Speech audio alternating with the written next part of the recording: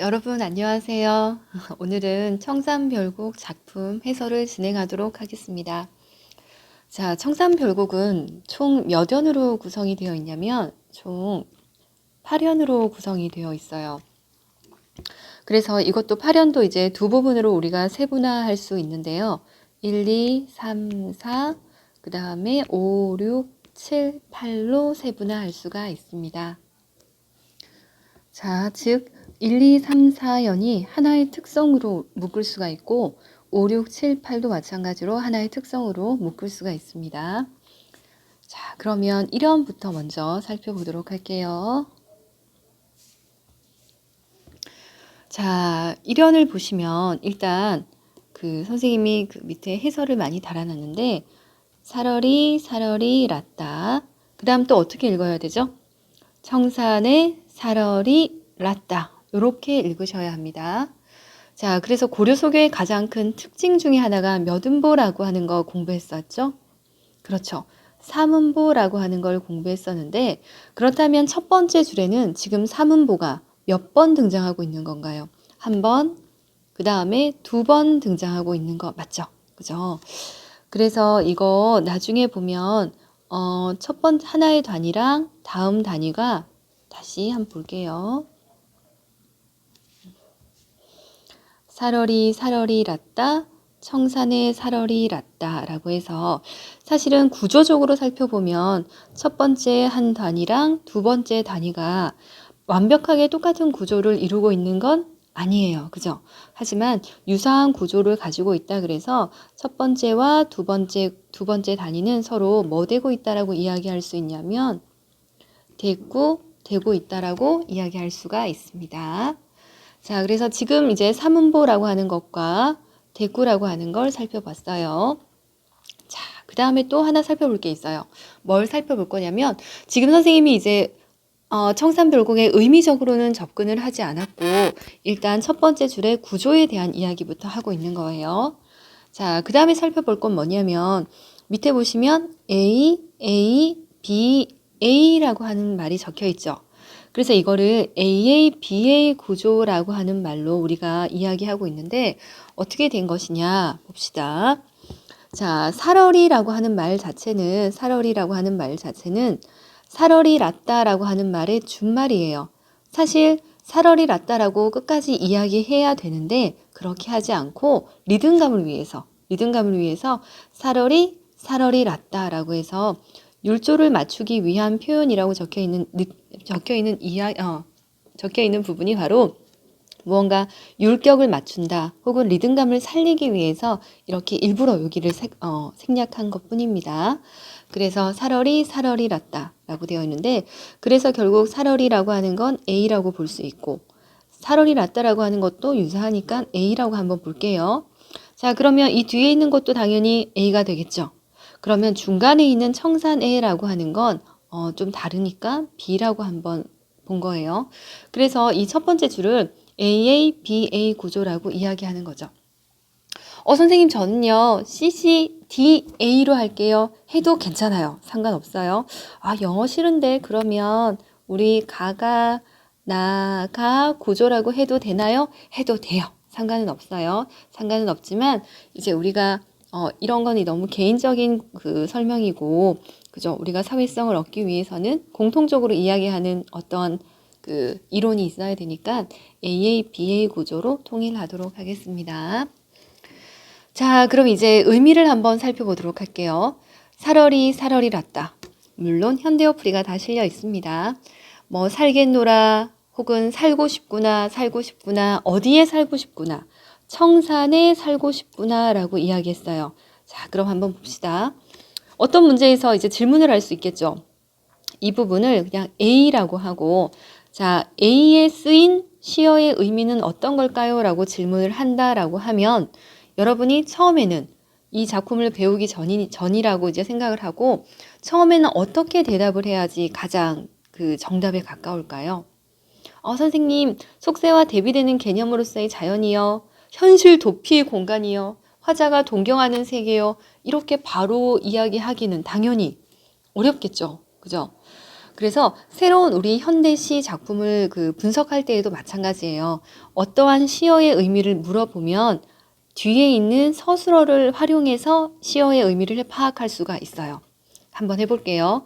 자, A의 의미는 뭔가요? 라고 질문을 하면, A는요, 이 화자가 살고 싶은 어떤 곳인가 봐요. 라고 대답을 하는 게 가장 1차적으로 정답에 가까운 답변이 될 거예요. 이해가 가나요? 이런 방법이 사실은 선생님도 수능 공부를 할 때 정말 많이 사용을 했던 방법인데, 늘 이제 학교에서나 뭐 인터넷 강의나 이런 걸 보면 일반적인 작품들을 다 정리해 주시잖아요. 그죠? 이제 그런 걸 다 이제 공부를 하고 실제 시험에 딱 들어가면 실제 시험에서는 생소한 작품들이 정말 많이 나오거든요. 그죠? 근데 물론 알고 있어요. 익숙한 작품이 출제될 경우에는 좀 어려운 난이도 있는 문제가 출제될 거고, 좀 생소한 지문이 나올 경우에는 비교적 쉬운 난이도의, 난이도가 낮은, 그런 문제가 출제될 거라는 건 물론 알고 있지만, 현장에서 이제 시험을 보는 모든 학생들은 당연히 어떤 느낌이겠어요? 좀 당혹스럽고 조금 당연히 긴장이 될 거 아니에요. 그죠? 근데 그럴 때는, 현대시를 해석하는 가장 기초적인 방법으로 접근하는 게, 가장 낫더라고요. 선생님의 경우에는. 자, 그래서 이렇게 해석하는 방법 좀, 아셨으면 좋을 것 같고요. 자, 그 다음에 한번 볼게요. 두 번째도 한번 적용은 한번 해볼 수 있어요. 살얼이 살고 싶구나, 살고 싶구나, 청산에 살고 싶구나. B라고 할까요? B를 먹고 청산에 살고 싶구나 그랬어요.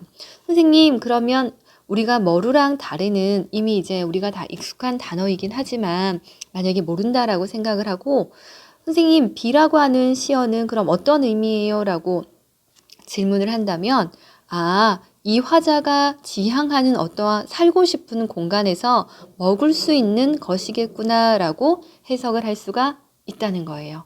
그래서 이 방법이 참 유용하니까 꼭 기억해 두시기 바랍니다.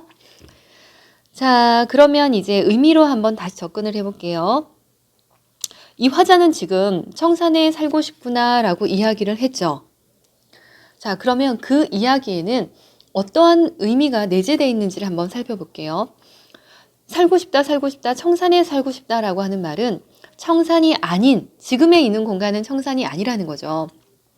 청산이 아닌 지금의 내가 화자가 처해 있는 이 공간은 내가 살고 싶지 않은 공간이구나라고 하는 의미를 유추해낼 수가 있어요. 그죠? 그래서 여기는 그러면 이제 우리가 보통 이제 화자가 처해 있는 공간을 현실이라고 본다 그러면 현실 도피라고 이야기할 수 있을까요? 할 수 있죠. 그러면 이 청산이라고 하는 공간은 현실 도피의 공간이 된다는 거. 그 다음에 화자가 동경하는 세계라는 것도 괜찮죠. 바라고 지향하는 공간이라는 거. 그래서 우리가 이상향이라고 하는 말도 사용할 수가 있습니다. 그 다음에 화자가 현재 위치해 있는 공간이 속세라고 하는 현실이라면 속세와 대비되는 혹은 대조되는 개념으로서의 자연이라고 하는 거 괜찮나요? 그죠?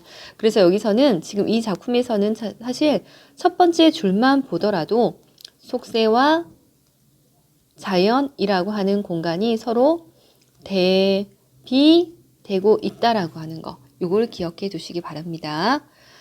자, 그 다음 두 번째 줄은 머루와 다리라고 하는 건 여러분이 알 것 같아서 지나가면요. 머루, 달의 키위 얘기하는 거고요. 머루도 가장 뭔가 이제 스몰 사이즈의 포도라고 선생님이 이제 현장 수업에서 얘기를 했었는데 정말 조그만한, 그죠? 포도 같은 그런 거 생각하시면 되겠어요. 자, 2000학년도 수능에 기출됐던 부분을 한번 볼게요. 사실 선생님이 고려서교 이론을 정리하면서 여러분 사문보라고 하는 거 정말 중요합니다 라고 하고 또 중요하다는 거 뭐라고 얘기했었죠? 그렇죠. 분절체, 분연체라고 하는 거. 연이 다 나뉘어져 있다라고 하는 걸 중요하다고 이야기를 했었는데요. 그 다음에 마지막으로 어떤 게 중요하다고 이야기했었죠? 그렇죠. 후렴구라고 하는 거 중요하다고 이야기를 했었어요. 그죠? 그래서 청산별곡의 후렴구는 얄리얄리 얄라셩 얄라리 얄라라고 되어 있는데 일단 느낌만 한번 볼까요? 당연히 뭔가 리듬감이 있고 경쾌한 후렴구라는 거 다 인지할 수 있죠. 근데 좀 의문이 들지 않나요? 선생님, 뭔가 청산에 가고 싶고 현실 세계가 싫다는 거 얘기했는데요. 후렴구는 엄청 경쾌하고 뭔가 발랄하고 그런 느낌이네요. 라고 이야기를 할 수 있어요. 실제로 청산별곡도 전반적으로 뭔가 이제 현실에서의 화자의 어떤 슬픈 삶을 이야기하고 이상향의 공간을 지향하는 노래인데요. 후렴구는 그 내용과는 약간은 좀 이질적으로 좀 그 발랄하고 경쾌한 후렴구를 사용하고 있어요. 자, 그 다음에 한번 봅시다. 자, 그 다음에 얄리얄리 얄라셩 얄라리 얄라가 선생님이 아까 8연이라고 했는데요. 각 연의 마지막에 모두 동일하게 들어가 있어요. 그러다 보니까 반복이라고 이야기할 수 있죠. 그 다음에 그렇게 반복되다 보면 뭔가 강조하는 말도 있겠지만 여기서는 의미적으로 접근하는 것이 아니라고 했죠. 후렴구는. 그래서 그러면 반복의 효과를 바탕으로 어떤 거? 시 전체가 통일감을 갖도록 한다라고 하는 건 동의할 수 있죠. 자, 그 다음에 이 후렴구를 통해서 연과 연이 구분된다는 거, 분절된다는 것도 이해할 수 있을 겁니다. 같은 말로 뭐라고 이야기할까요? 분연이라고 이야기할 수도 있겠죠. 그죠? 자, 그 다음에 운율 형성한다는 거 너무나 잘 알겠죠. 특히 이 리을이라고 하는 무슨 음, 유음이고 그 다음 이응은 어떤 음이었어요? 그렇죠. 비음이었어요. 둘이 합해서 그렇죠. 울림소리라고 했는데 이러한 울림소리가 연속적으로 사용돼서 음악적 효과를 얻을 수 있다는 거 다 이해할 것 같습니다. 어려운 건 없었죠. 자, 그러면 우리 2연으로 넘어가 보도록 할게요. 2연. 자, 2연에서는 누가 등장하냐면 새라고 하는 대상이 등장하게 돼요. 새. 새라는 그 대상은 물론 이 화자가 가지고 온 대상이에요. 이 작품을 지을 때. 그죠? 어떻게 가지고 왔냐? 지금 거기 보시면 결론적으로 먼저 이론만 먼저 살펴보면 감정이입의 대상이라고 했어요. 감정이입. 여러분이 아마 현대 그 문학 이론을 공부하다 보면 객관적 상관물이라는 말도 들어봤을 텐데요. 화자의 감정과 객관적으로 무언가 이제 상관이 있는 모든 자연물들을 이야기를 해요. 그런데 특히 화자의 감정이 이입이 되어 있다라고 한다라고 하면 감정이 이입이 되어 있으면 화자의 감정과 동일할까요? 다를까요? 동일할 확률이 더 높죠. 그죠? 자, 그러면 한번 이제 본문을 한번 볼게요. 울어라 울어라 새여 자곤 일어 울어라 새여라고 했는데 이 울어라 부분 잠깐 봅시다. 사실 우리 고등학교 우리 교육과정에서 이야기하는 할 때에는 이 울어라 부분을 크게 다루지는 않아요. 다루지는 않는데 그래서 이제 우리 학습자들은 그냥 우리 학생들은 그냥 두 가지로 해석이 된다 정도까지만 알고 있어도 괜찮아요. 그런데 이제 학계에서는 이 울어라 부분을 가지고 참 이제 1번 해석, 2번 해석 둘 다 두는 것에 대해서 불편해 하세요. 왜 불편해 하시냐? 그 선생님도 그 대학에서 공부할 때 선생님을 가르쳐 주신 교수님께서는 100% 우는구나라고 해석을 해야 된다라고 하시면서 그 교수님이 하신 그 강의 내용이 아직도 기억이 나요. 이제 당신께서 새벽에 이제 EBS 강의를 들어보셨는데 왜 들어보셨을까요? 들어보셨는데 청산별곡 이제 강의를 선생님께서 하고 계셨대요. 이제 다른 뭐 이제 EBS 선생님께서 하고 계셨겠죠.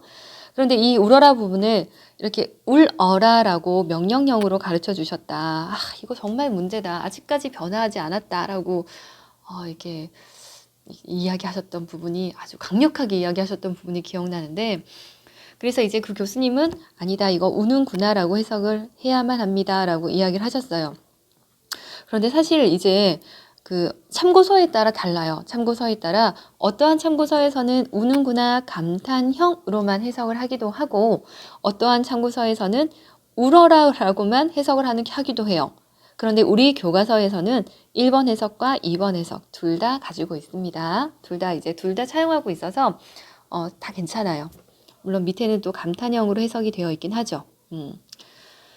그 선생님이 이제 대학교 때 보았던 공부했던 책은 조금 또 다른 견해를 갖고 있으시더라고요. 정말 가장 그 수학에선 수학의 정석이라고 할 수 있는 책이 이제 중세국어의 정석이라고 하는 책이 있는데 거기서는 사실은 우리가 어라라고 하는 거 그죠? 우리가 그 작년에 해라체 배운 거 기억나죠? 그래서 중세 국어에서는 해라체가 있지 않고 하라체라고 하는 게 있거든요. 그죠?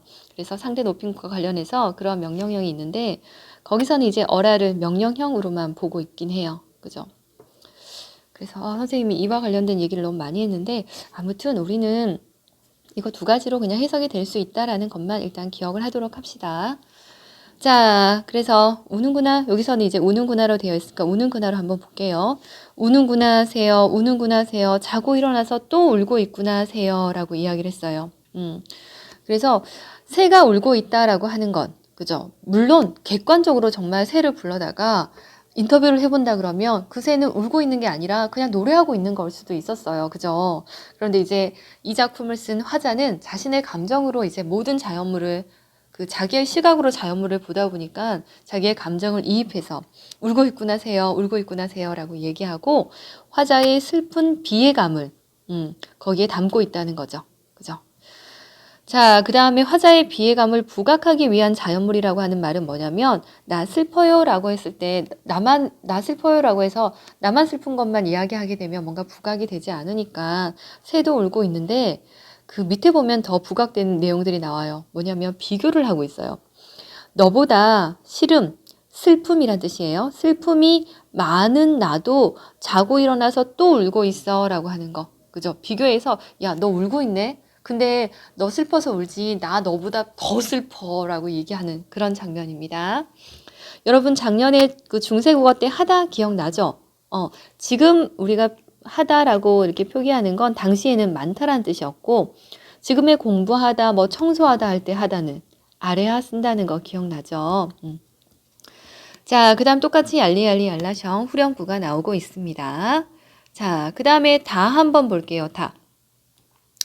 자, 이번에도, 선생님, 이번에도 새가 나오네요. 새가 나옵니다. 나오는데, 이 다 부분은 조금 해석이 다양한 부분이에요. 물론, 청산별곡 아까 선생님이 울어라 가지고도 이야기를 했었는데, 이 청산별곡은 고려시대 작품이잖아요. 그죠?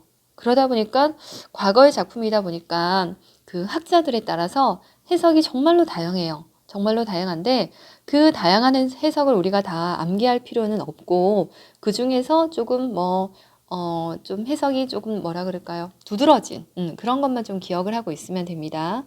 사실 여러분이 기억해야 될 거 정리해보면 많지 않아요. 아까 울어라에서 울어라와 그 다음에 요거 가던 새, 그 다음에 익묻은 장글 정도만 기억하시면 될 것 같아요. 자, 가던 새 한번 볼게요. 가던 새.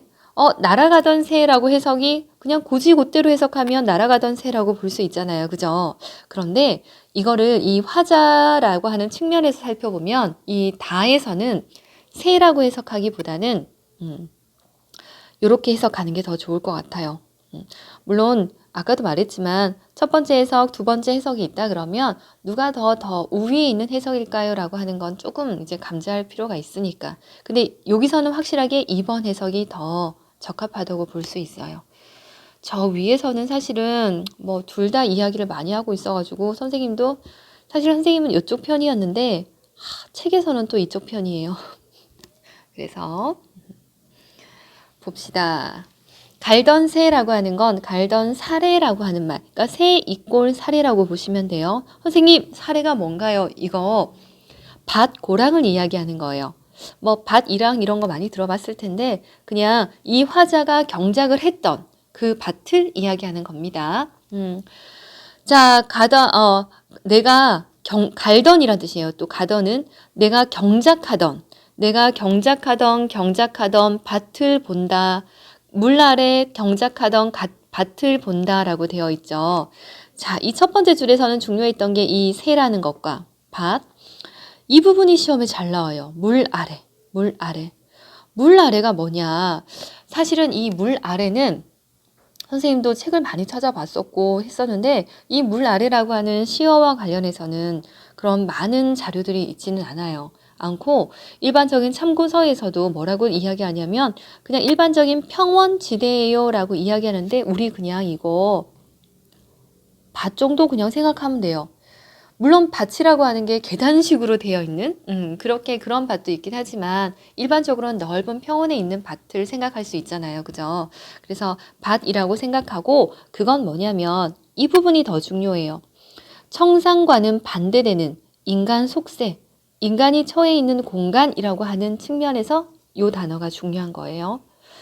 물론 이 부분 이렇게도 설명해요. 선생님도 현장에서 그렇게 설명을 하기도 하는데 물이 흐르고 있다. 물 약간 밑에 밭 같은 거 있지 않겠냐라고도 설명을 하는데 이거는 그냥 암기하기 위해서 이야기하는 거고요. 사실 이 물 아래와 관련해서 정말 선생님도 명쾌하게 이제 나의 선생님의 의문을 해결해 줄 책을 아직 찾지는 못했어요. 못했는데 그건 이제 그 학자들의 몫이고 우리가 이제 공부할 때에는 그저 청산과 반대되는 인간 속세이다. 아, 이 부분이 모두 밭과 관련된 이야기니까 이렇게 해석될 수 있구나 정도로만 기억을 하세요. 그래서 선생님이 이제 뭐 논문도 좀 찾아보고 혹시 청산별곡과 관련된 더 연구 자료가 있으면 그런 거 한번 보면서 여러분한테 또 이야기할 기회가 있으면 이야기할게요. 자, 그 다음에 봅시다. 잉 묻은 장글랑 가지고에서부터 볼게요. 자, 잉 묻은 장글이라고 하는 건 뭐냐면 이것도 갑자기 그렇게 한번 해볼까요, 여러분? 잠깐 지우고 A라고 할 수 있겠네요. 그죠? 그럼 이제 해석하는 방법 알고 있죠? 어떻게 해석하냐면 화자가 가지고 가는 어떠한 것이겠네요 라고 이야기하면 되는 거예요. 그죠? 가지고 가는 어떤 것이에요? 그러면 여러분 가지고 가는 어떤 것이라면 이 화자가 지금 어디를 향하고 있어요? 청산을 향하고 있죠. 그죠? 청산 갈 때 가지고 가야 될 거, 배낭 속에 넣어야 될 거 뭐가 있을까요? 여러분도 어디를 향해 떠나야만 한다면 아예 이곳을 다 떠나야 한다 그러면 여러분한테에게 있어서 가장 소중한 어떤 것을 가지고 갈 거 아니에요. 그죠? 이 화자도 마찬가지입니다. 이 화자에게 가장 소중한 건 뭐였을까? 근데 힌트가 있어요. 그 위에서 이 화자가 경작을 했던 밭이라고 하는 거 이야기했었잖아요. 그죠? 그러니까 이 사람한테는 이 밭이 가장 자신의 삶의 터전인 거예요. 자신의 삶의 모든 것이었겠죠. 그러면 밭을 일구기 위해 필요했던 건 뭐가 있겠어요? 그죠? 농사를 위한 연장 같은 거, 특히 쟁기 같은 거였을 거예요. 그죠? 그래서 배낭에 쟁기를 가지고 이 청산으로 떠나는 장면이에요. 청산으로 떠나는 장면인데 짐을 다 싸가지고 이제 청산으로 떠나는데 계속해서 어디를 바라보고 있느냐가 또 핵심이겠네요. 그죠? 어디를 바라보고 있어요? 자신이 경작했던 그 밭을 보고 있는 장면입니다. 그러니까 배낭 메고 지금 다 가고 있어요. 길을 걸어가면서 계속해서 뒤를 돌아보는 거예요.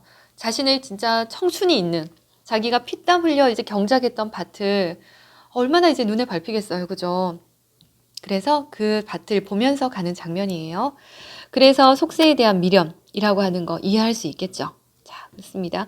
그 다음에 보면 속세를 바라보며 회상에 잠긴다 그랬는데 요거는 조금 확대 해석이라고 저는 생각을 해요. 그런데 일반 참고서에 이런 식으로 나오니까 이렇게만 기억해 두시기 바랍니다. 자, 그 다음에 한번 보면 근데 여러분 쟁기가 연장이 상태가 어떤지를 한번 봐야 돼요. 왠지 배낭 속에 넣을 때 그 상태가 어떨까? 두 가지 중에 하나일 거예요. 뭔가 번쩍번쩍 늘 칼을 갈고 그죠? 금방이라도 뭔가 사용할 수 있게끔 그죠? 하는 그런 상태일 수도 있겠지만 이 쟁기의 상태가 어땠냐면 이끼가 묻어 있대요. 파란 이끼가 묻어 있고 녹이 쓸어 있다라고 하는 걸로 이미지를 생각하면 좋을 것 같아요. 녹이 쓸어 있어요. 그럼 이끼가 묻은 쟁기라고 하는 건 어떤 의미를 가지고 있느냐? 이 화자가 어제도 경작했을까요? 그제는 당연히 못했겠죠. 그죠? 어제도 하고 그제도 경작을 할 수 있었다면 이 쟁기의 상태가 이렇지는 않았을 거예요.